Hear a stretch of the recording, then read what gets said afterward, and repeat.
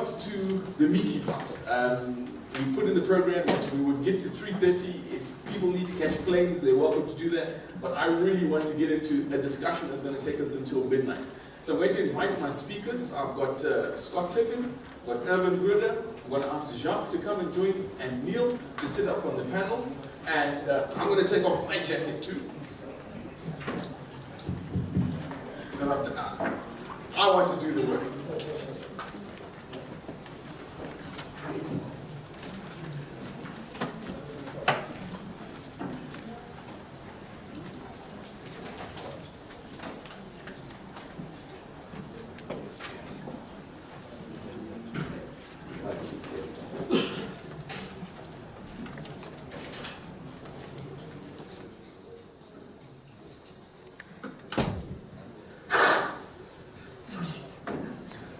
Your mic is hot, sir.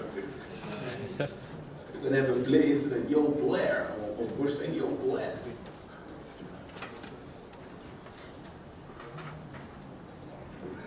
All right, we have our panelists. We have you who've come from far and wide to ask these guys the questions. As I say on the TV show, there's no such thing as a stupid question. It's over to you to ask questions. I've got Lynette online. Dolf. Oh, on there? No question. Oh, I was called before.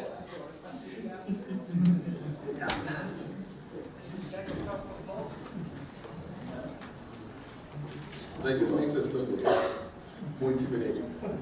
I had a question for Erwin. I'm going to kick off with you. Go for that.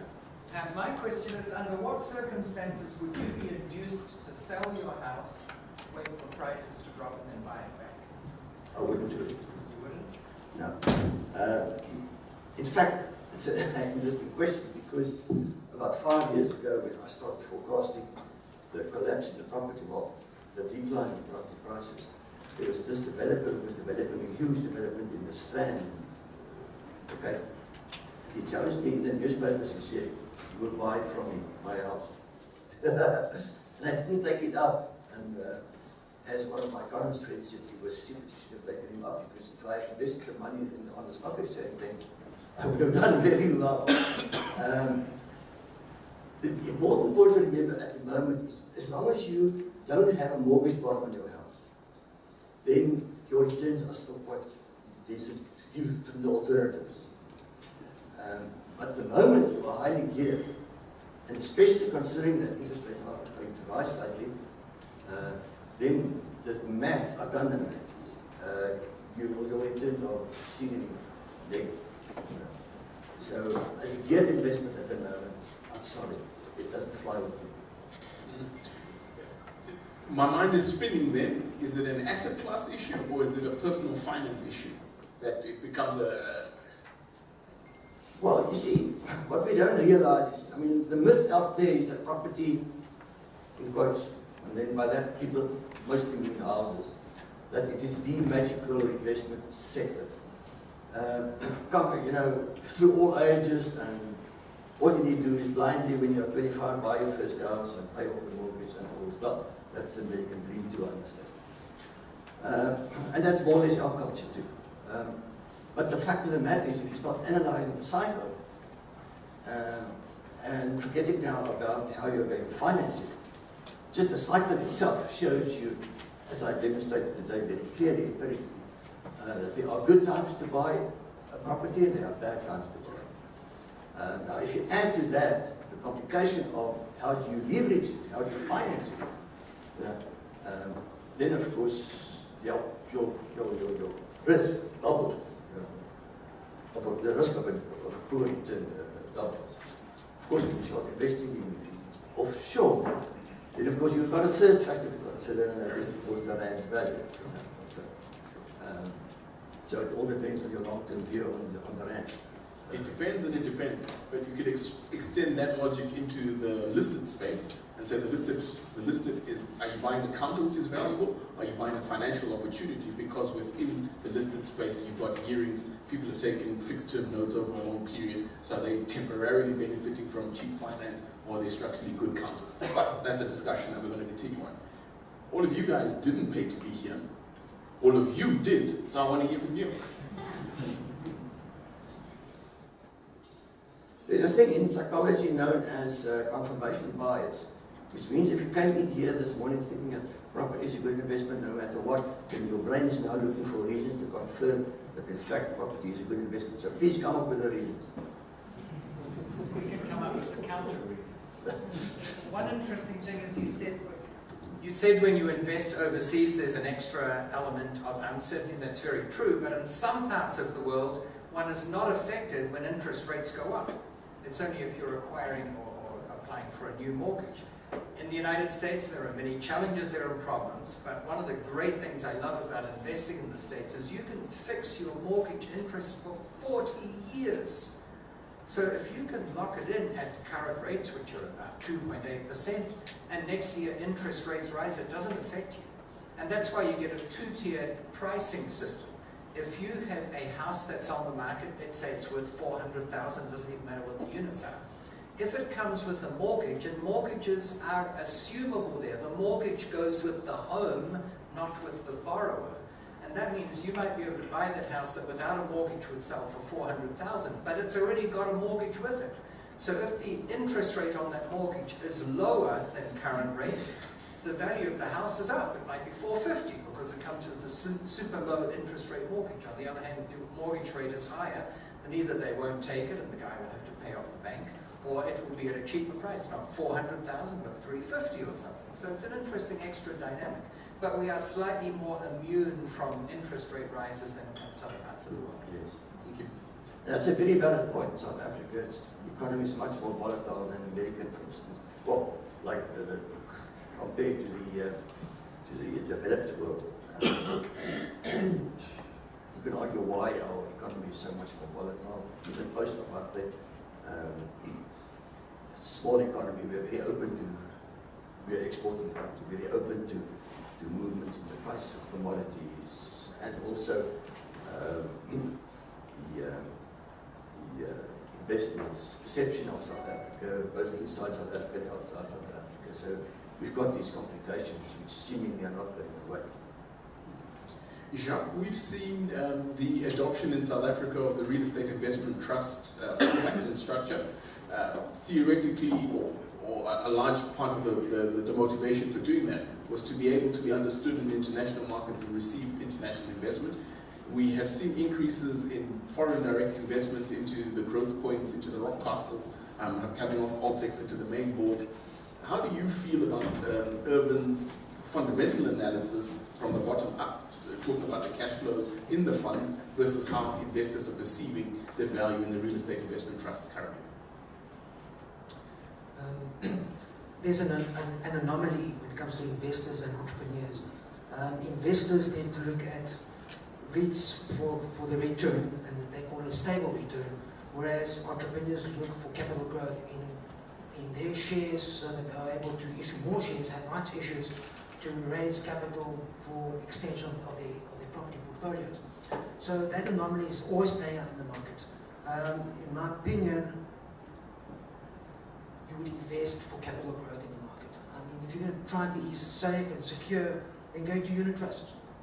It's simple. For me, you don't invest in the stock market for safety. You invest in the stock market for high returns, and depending on your risk profile, the higher the returns that you're looking for. I got a question from the right of the room. Welcome to the right side of the room. Hello. I haven't heard from you for a while. Yeah, hi guys. Jacques, by the way, I read all your books when I was a bit younger, so I'm quite interesting when I want to chat about, you mentioned that the stock market is sort of a leading indicator, I guess 6 months towards the, in front of the economy. And, fundamentally or systemically, our economy is not in good shape, but we continue to hit, record highs in the JHB. And if you're a youngster, and let's say the assumption is you've got a bit of, you can get financing, you've got a bit of capital, and you want to, if you guys had to build a business from the get-go now, and you had to invest in asset classes, you mentioned that commercials, Erwin said that commercials are in a really good space, residential is a bit expensive, right? But industrial is a bit is fundamentally cheap. Again, Jacques, you mentioned that the stock prices you think will continue to climb. Gold price is tanking as well. Where would you guys, if you're starting out with trying to build wealth, which asset classes would you look at more? Hold Scott back. Well, I think one of the things that's getting confused here is talking about market averages. And whether you just talk about a blended, industrial's good, residential's bad, commercial's good, office is bad. I understand the long-term stats and everything else, but one also has to get more specific, more niche, and understand, in specific areas. I mean, I learned off Henny many years ago about medical. And we're sitting in Sydney, we're looking at a medical centre, and I was like, why medical? He said, well, firstly, it's recession-proof. No matter what happens, people will still need to go and see the doctor. Secondly, doctors are not that price sensitive that they'll suddenly go down the road and try and get a cheaper rent. Thirdly, their clients like to come to the same building, etc., etc., etc. So my point being is that what you need to do is that doesn't just then mean, oh, well, I'm investing in medical per se non-stop. There's good opportunities, there's bad opportunities, there's good markets, there's bad markets. And I think one of the things that I just wanted to say is that I personally believe in, I'm actually reading that book at the moment, and I highly recommend reading Warren Buffett and George Soros' strategies. One of the things they don't say is try and invest in blended portfolios. Be specific, and when you find something good, buy lots of it. I'd add to that. Scott wasn't being too energetic, he was just passing the microphone on to me and taking the opportunity to say something on the way. Another way of adding to that is that everyone looks at averages. That's what statistics are. We often say that statistics are just a group of numbers looking for an argument, because you can argue just about any point with statistics. What we try and do is beat the average. And the question I would give back to people proposing other investment vehicles is, how would you beat the average in the stock market? And every mutual fund manager tries to do so, because that's what they want to say. We beat the average for the last 3 years, or we beat the average for the last 8 years. And how I read that when I see an ad is, if they beat it for the last 3 years, they surely didn't beat it 4 years ago, or it would have been 4 years that they beat it. So and on average, 50% of mutual fund managers beat the average, and another 50% don't beat the average. That's how you get an average. So I don't know how to beat the average in the stock market. I'm probably not very smart. But you know something? I do know how to beat the average in the real estate market. And it's something that you can train. I haven't had any stock proponent tell me how to beat the average, and he's been doing it for decades, and now that I tried, I can do it for decades. But I can teach you in the next 30 seconds how to beat the average in real estate. It's simple. Why cheap? That's not even that. It's geography is the first thing. If there's a national average for growth in real estate values, there are some parts of the country that consistently beat the average, because there are other parts that are worse than average. In the States, we've talked about it, Las Vegas and Phoenix beat the average by a wide margin. That's because other places, like Philadelphia, or places, Pittsburgh, where they had steel mines that are going out of it, they're below average. But even within cities, you've got suburbs that grow faster than the city average, because there are others that grow less. And within those suburbs, there are clusters of streets that grow faster than other clusters. So if you just spend half an hour figuring out which of these are, and you invest in there, you will, I wouldn't bet my life on it, I'd bet your life on it. Not I'm kidding. You're going to beat the average, and that's just one way geography. We've got 18 ways of beating the average. Another one is catering to the elderly through medical facilities, retirement complexes. Another one is investing by a body of water, like the ocean or a lake or a river. They consistently go up in value faster. So to sum it up, there's a building in La Jolla, where I used to live in San Diego, which is a retirement home in La Jolla on the beach. It's in one of the top 12 suburbs of the United States, La Jolla. It's a retirement complex catering to the elderly, and it's by the ocean.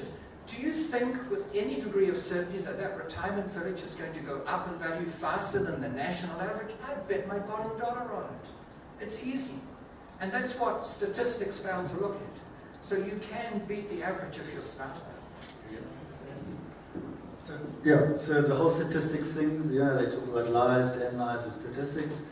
So we were talking this morning, I think Amelia was talking about the African market. Going into any new market, you're going to have to walk the streets, you're going to have to find the deals. The deals are not going to come to you. You're going to have to go out there, do your due diligence, find the deals. In fact, Dolf's analogy, got to view 100 properties. Of that, 10 properties you could possibly want to buy. Of those 3, you could put in an offer and only one comes through. That is that is whole Dolph's philosophy, is built on that. So you have to do the work. You've got to do the hard yards. You've got to go out there and hunt and find the right deals. That, as in fact, Erwin made a comment this morning, not every property is a deal. Absolutely. There's some deals you've got to run away. You've got to walk away from completely. So you've got to do the hard yards. You've got to go and find it. First of all, what am I going to go? I'm going to go residential, I'm going to go industrial, I'm going to go commercial, I'm going to list it, unlisted, all that. Well, these are all the questions you've got to ask yourself. What suits me? What is good for you? What is good for you? What fits your investment profile? And I think that's so important. Because, as soon as you get a mixed bag of a whole lot of things, you get pretty mixed up. So you've got to, focus is also very important in terms of investment. So, so just from that perspective, just there. Jacques, you want to maybe add on the whole, because you're getting pummeled there. To answer your question directly, there are ways of reducing risk in the stock market. Firstly, you should be diversified across at least 3 sectors. Okay? So you don't put all your money in one basket. Of course, the higher the risk profile, the more focused you are. You look at 4 environmental factors when you invest in the stock market. And those are politics, economics, business, and technology. If you can find the most negative of all those 4, that's the place to invest. And one of those reasons at the moment is sanctions against Russia. You had sanctions against Russia, the platinum price was affected, then we had strike action in South Africa, affected the platinum price even more. Well, not so much the platinum price, but supply of platinum to world markets. So, in my opinion, that would be a market to target. So if you look at those 4 environmental factors, diversify across 3 sectors, identify which are the worst, and find the opportunity within that. Why do you think the market, why do you think it would continue going up when it is a bit expensive? Our stocks, our equity market.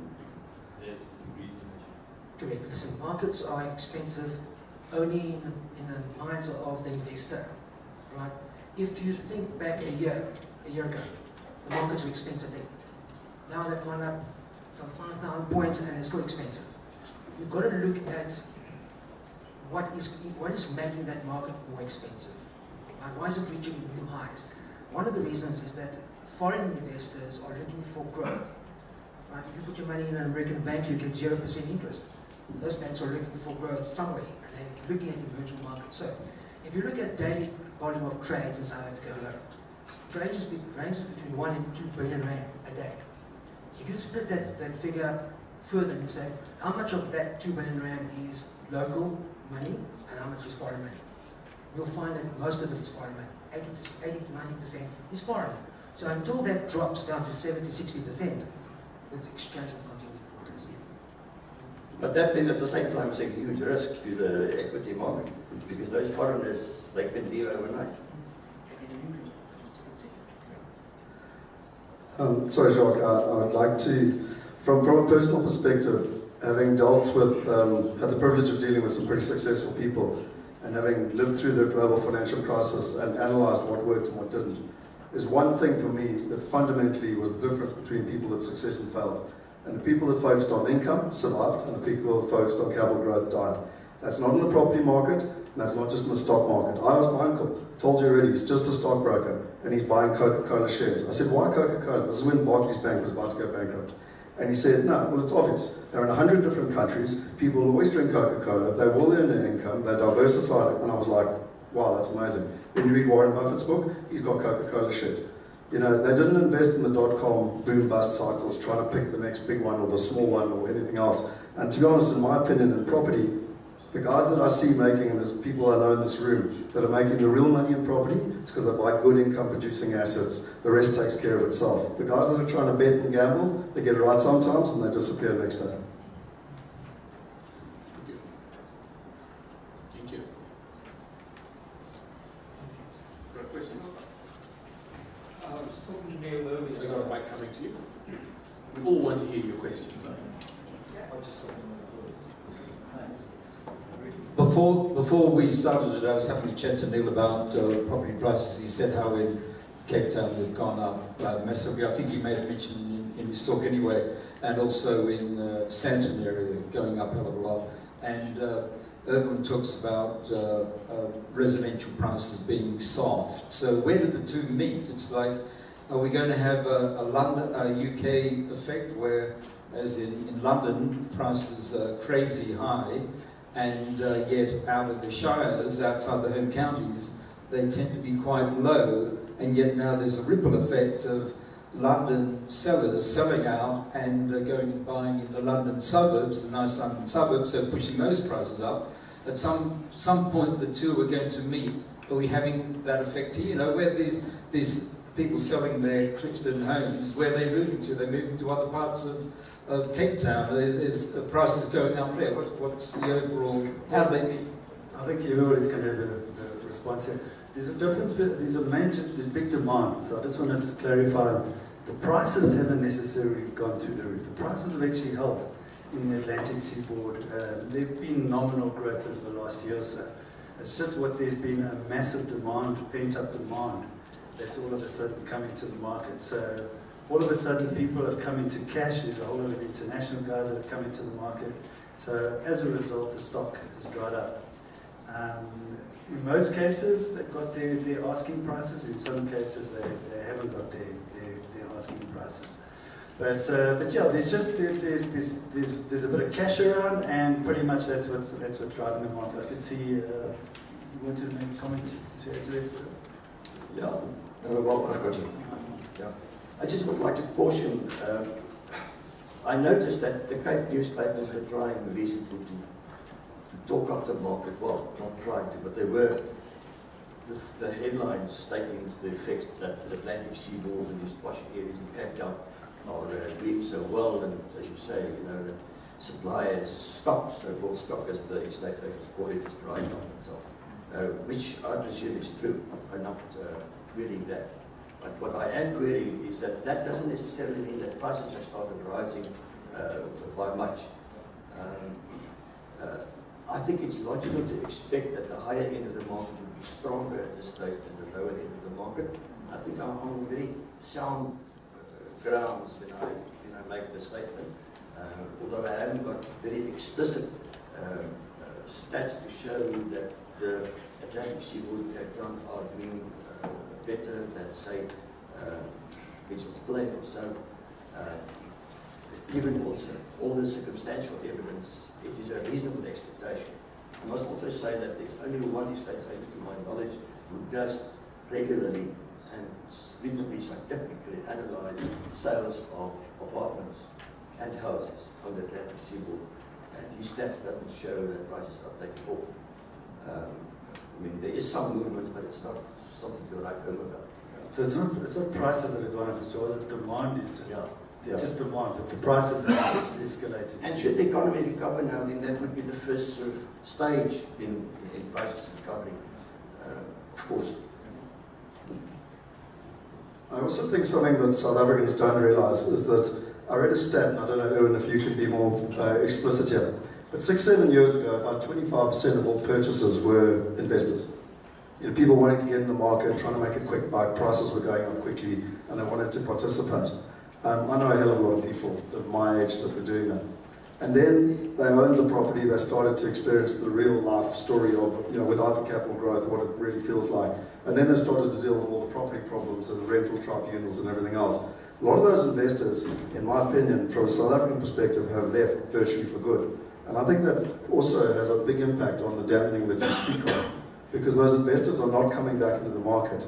And a lot of it, when Dolf always talks about when the government gets involved, it has the opposite effect of what they're trying to achieve, because now there'll be less investment product in the market, rents will go up, and they'll achieve the exact opposite. But I can tell for one, you know, I've got no interest in being a residential investor here, dealing with the challenges I've got of kicking my tenants out. It's just, it's illogical. I know everyone in the room thinks it's normal, well, let's not try and invest in a first world country. Just to give you some other stats with that, currently 53% of mortgage home loans in this country are from first-time buyers. So I guess the wealth effect, where people have the aspiration and now have the incomes to match that, and they're going out to buy. And of that 53%, the largest single group is single females who are buying. They're buying about 13%, and then the guys are following 9%. They're a bit slower than the ladies. But that's the space that we're in. I'm going to take last round of questions from the floor, and then I'm going to ask our panelists to wrap up. Thank you, ma'am. Just one, I just want to follow up on what you said. disadvantage of investing in residential is that people don't pay, it's difficult to get them out with the laws and all of that. But that is with the perception that you are renting. If one is building and selling, because there is, particularly in the lower market, there's a shortage of housing. So if one is, buying up land, building on it, and selling houses rather than renting it, is there an advantage in that? Yes, you make terrific and delightful contributions to the tax man, because now you're not investing in real estate, but you're running a business that is taxable on all profits, and you'll never get any long-term benefit of any long-term growth. You'll never get any benefit of a cash flow. You just make a one-off profit, and it's all taxable. And you have to do it again next month because you've run out of income. To be fair though, that is the biggest gap in this market, is providing affordable homes. That's that whole wealth effect you're talking about. That is the biggest sector. And I truly believe from a crowdfunding space, that's where we're not quite exactly sure how we're going to crack that nut, but that's where we'll go through Africa with that nut. If I may, on that score, it seems that in Cape Town at least, I suspect it will be similar in the rest of South Africa. Affordable houses, we all know that theoretically that's where the need is. Although it's not necessarily affordable to that segment. And my anecdotal information is that these developers concentrate on the affordable market. That is houses between, say, 400k and 700k, more or less. That they are sitting with stock that they can't sell, so they become landlords. They have to let that stock. And that's another indication, by the way, that your low-income people are under huge pressure. So politicians will say all the time, we've got a deficit of 1.5 million units or 2 million units. They don't differentiate between actual demand, and actual demand is demand for which you could pay. What they define as affordable and what is truly affordable. Yeah. It's just like the mismatch when you look at unemployment numbers. People say, well, there's 4% unemployment, say, that's terrible, or 10%. But there's a difference between the unemployed and the unemployable. There are some people who just don't want to work, especially in first world countries, like in the Netherlands, where you get paid 80% of your wage if you're unemployed, because it's not your fault that you're unemployed, it's society's fault. You don't have to take another job that pays you $1 less than what you earned before, or where your position is one notch lower. So armies of people think, why work for 40 hours a week to get 100% when we can sit on our butts and get 80% and then work the black market? So this affordability thing is, what is the definition of affordable? Because if they're being built by developers and they're not being bought, I presume it's a lack of affordability because they want them. So we have to redefine our terminology. Absolutely. All right, last call for questions from the floor. I may make a last comment from my side. So you're going to have a closing statement, but go ahead. I would like to make a qualification to my own model that I showed you here today. The model saying that in real terms, in the long run, house prices will move sideways, right? There's one important qualification to that statement. That is on the assumption that on the supply side, there are no hindrances. Like, for instance, that you have in the city, in London, where supply is very, very much constrained. That's the word I was looking for various reasons, right? So, and that explains why prices have been going to the roof there, right? So, and that explains why people have been doing so well there over the past years. While London was booming. But in South Africa, I'd like to make the point, South Africa, most areas have unlimited potential supply side coming on stream all the time. The few exceptions are Atlantic seaboard and places like that where God doesn't make any more land. For the rest, God makes land all the time. And that's the chat I'm arguing with Scott on Facebook while we're sitting in here, that I hear what you're saying, but if I got a QS to give me a bill of quantities on a mansion in Sandhurst, right, exactly the same materials, and you put that on the available land, and that would be out in Lanseria, the property values wouldn't be the same. So I hear your trend analysis, but you can't replicate a Sandhurst earth, which is 2 kilometers from the Gauteng. So if we can get that, then I'll take back the paper I did at Turkey's, who I was arguing with you. You went there, but I'll send it to you, saying that it's not the only. It can be a useful indicator of, but it's not the sole driver. Do I get that concession? Do I get an A? A-minus. We're still trying to pass.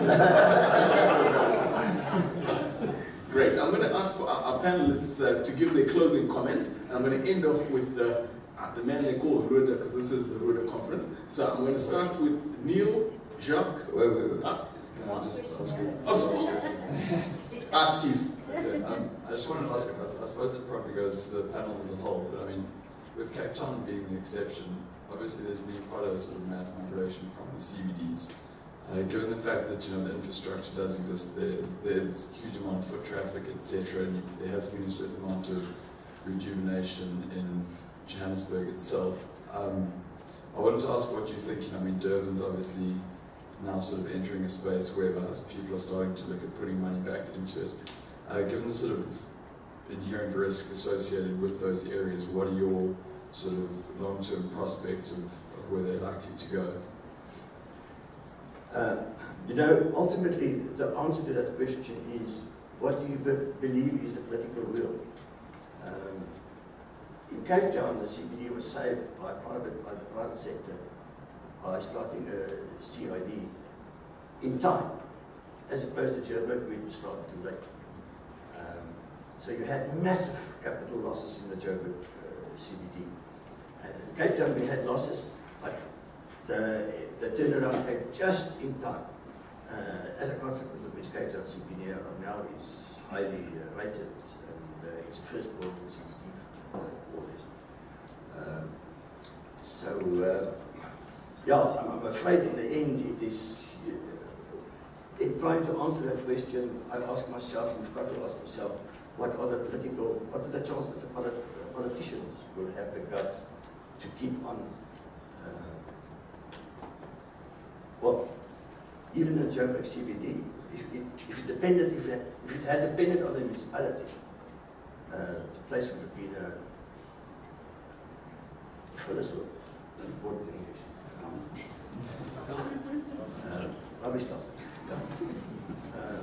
But fortunately the CID is there, but it came too late. By that time, the money is big capital has left with the CBD.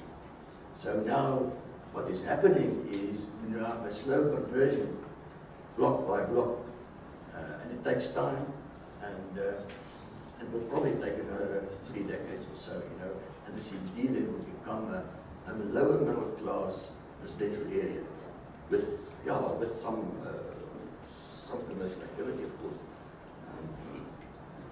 But I think Durban, jumping in, Durban is many horses for courses. If you get the airport being redeveloped as a port, you're going to get a stronger or new economic driver of that port and port-related activities.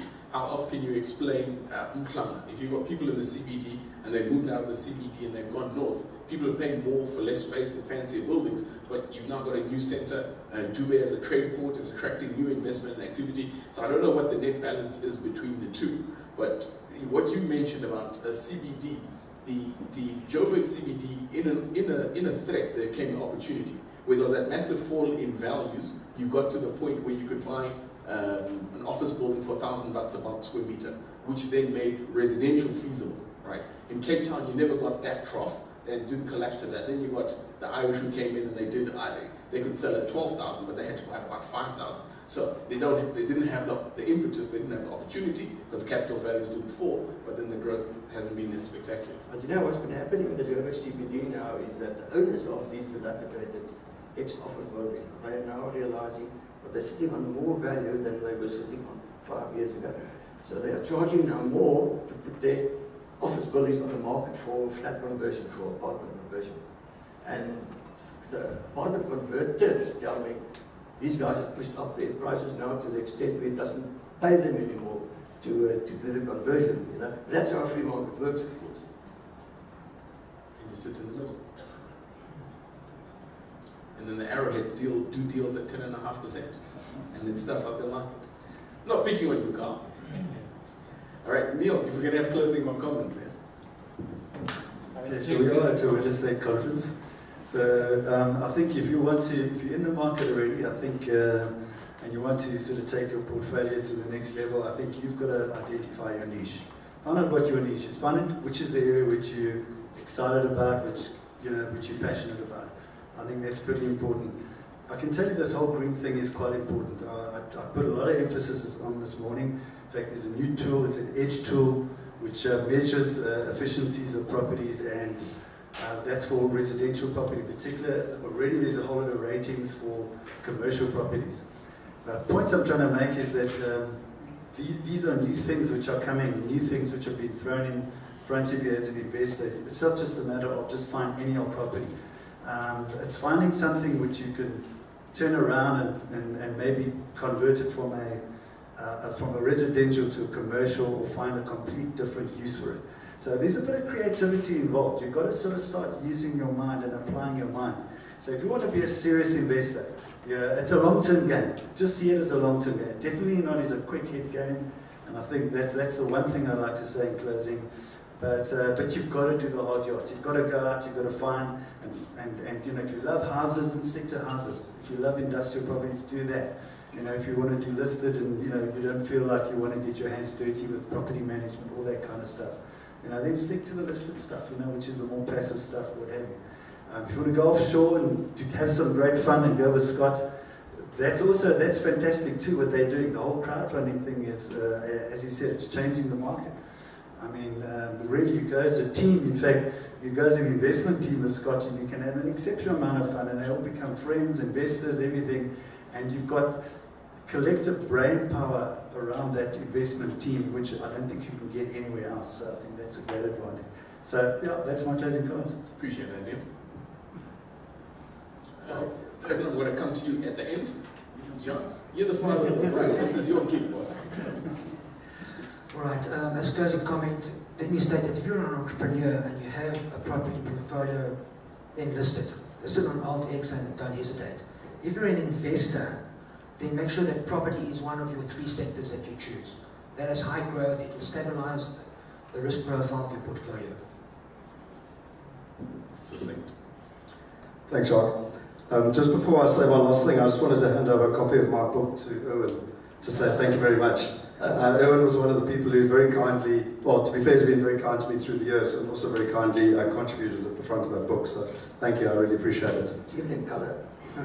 From my perspective, I got asked during the lunch break what the difference between crowdfunding and syndication and REITs are. There's not time now to go through that, but they're fundamentally different. Most importantly, it's got to do with the interest being aligned between the person running the syndication and the investor, and the person running the REIT and the investor. And I can go into that in a lot more detail later. But yeah, to back up what Neale's saying, I think that the crowdfunding thing really is exciting. I think it gives us access to the best information around the world. We've got a massive amount of information overload, but now we've got the opportunity to synthesize that, to get access to the best information, and most importantly, to find the best partners. Be that local, be that international, is irrelevant. It gives us the flexibility to find the safest investments and partner with the best partners worldwide, and I think that's pretty exciting. Thank you. Firstly, I want to acknowledge both Neale and Erwin for putting on this conference. It's an honor to be here. Thank you very much. But also thank you all for being here. Without you, we wouldn't have any reason to be here, so thank you. I think it's fair to say that everyone that spoke today is a doer. There's that saying, it's a favorite of mine, that what you do speaks so loudly to me, I can't hear what you're saying. And a lot of people will tell you what to do and they're not doing it. And one of the things that I'm kind of happy about and proud of, I guess, is that I don't do my research and tell you what I think you ought to do based on my research. I'm sharing with you what I'm doing. All right? And if you can mold it and take bits of it that work for you and gel with your psyche and modus operandi, then so much the better. Then it's a fair exchange. I've had a blast. I always love sharing ideas of these things, but more particularly it's what I learn. So I know that when I speak, I don't learn anything, but when I listen, I do. So that's another thing that we can all take a cue from, is that you learn when you listen. And that's, again, I really want to acknowledge all of you for being here and listening. I hope it's been worth your while, so thank you very much. And thank you for a great MC job and panel coordination and all that sort of thing. Thank you very much. And to close off, Erwin. Well, what remains to be said? I think we must in turn thank the guy who came from furthest. You know, he's still, I understand he's still being jet-lagged. So it's highly appreciated. He should have been lying in his bed now. Thank you very much for coming. It's a pleasure. All right. You've done the work, you've come through. Through the day, we've heard from top economists giving you a perspective where he was asking what's the point of difference? When we get this information, where's the gap? What is the information telling us by juxtaposing two different positions to make us think? I thought that was infinitely valuable. I'm still terrified by one of the graphs that showed that mortgage advances in the residential spaces has plummeted to near zero, but is expressed that there's a shortage of stock, which would militate into positive prices possibly in the future. Dolf gave us a mindset exercise. We did some mental yoga, thinking about things differently, the perspective of the relationship between us and our banks. I'm going to phone up my bank manager now and tell him, hey, I'm coming to your office tomorrow. You must intend to have the pleasure of lending me money. Amelia BT, she gave us that old nugget that we all understand. We have an expression in Shona, it says Africa is nie for sissies. But Amelia explained it that, you know, the prospects, the excitement, the energy, the statistics on the ground that make us want to invest on this great continent are there, but coupled with that, in anything, and we will understand it, you don't even have to go to a capital assets pricing model to price the risk. You just know if there's risk, if there's a return, there's going to be risk. But by relationships and speaking in humility and talking to one another, we can get this continent moving in the right direction. After the break, we came back with Neale Peterson. He again pricked our minds to thinking, what's next? What's changing? What's happened? We can't look to the future by understanding, looking backwards in the rearview mirror, what's next? What are you ready for? Where's your heart? What do you want to, what role do you want to play in that? The financial magician of the day was Jacques, who explained to us how the magic of capital, not going the De Soto model at all, but the magic of capital where there is a hungry investor base, and by changing the structure of the underlying thing, there's an opportunity for an entrepreneur to realize value. I'm sure Des De Beer, Norbert Sass, Gerald Leisner all understand that particularly well, while we have our listed sector soon to be at 300 billion. We heard from Scott Picken, who broadened our minds again that just as you're not going to pick the National Springbok side from the Arcadia High School, you know, you got to take the whole country. So we sit on a globe with 213 countries and territories, and the investment opportunities that are everywhere. There's a risk mitigation issue that putting all of your eggs in basket where you live, not necessarily the strongest argument to make, but he provided a bridge to speak to the world and have opportunities to access anything in the world. We heard from Les Evans, 7 techniques to overcome adversity. I didn't hear how he shortens an overdraft, but I'll pull him up and understand that. But and then in the end, in his own inimitable, yes, I'll never get that word right. You can't repeat how he does it, but Erwin gave a snapshot of the work that he does through the year to put the human face to the publications you get on a quarterly basis. Those publications are available by subscription. There is some proprietary information that is shared for free on the website just to keep you going, but it is driven by you, the market, who consume the products, and can only get better by sharing that information. We've concluded with a panel where everybody has reminded you what they said what they said, and they've resaid what they've said, but everybody on stage is available physically. Here they are. They are available electronically. Erwin, are you on Facebook? Yes, but more LinkedIn. More LinkedIn, but you're at least on LinkedIn. Everybody else here is on Twitter, on LinkedIn, on everything else. Tinder? Instagram. I'll get pictures of your spreadsheets.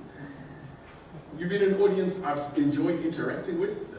You've sharpened my intellect. You've sharpened my ability to be able to communicate, and it's been an honor serving you today. My name is Kura Chiota, and it's my pleasure to call the proceedings today to an end. Thank you very much for your participation, and we'll see you again next week.